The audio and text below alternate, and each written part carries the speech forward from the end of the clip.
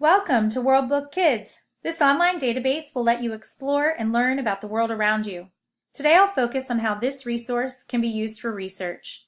On the main screen, you'll find a search box, a green magnifying lens, and an Explore button.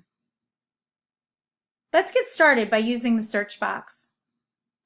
If I have a specific information need, such as learning more about our school's mascot, the eagle, I can use eagle as a keyword to begin my search.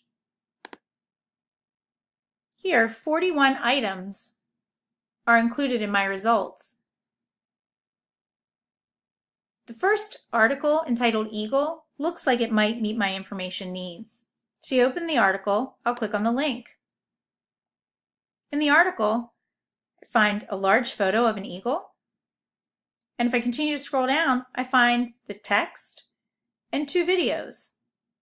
Each video has a control bar that lets me start and stop the video, The bald eagle, move the video forward and backwards, turn the volume off or adjust the volume, make the video full screen, and even download it to my iPad.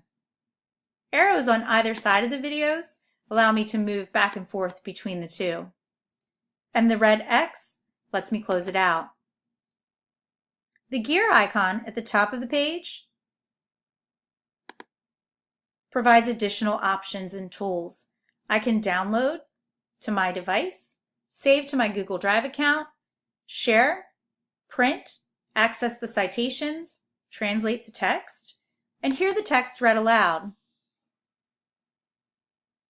If I scroll down a little further, I'll find 2 boxes.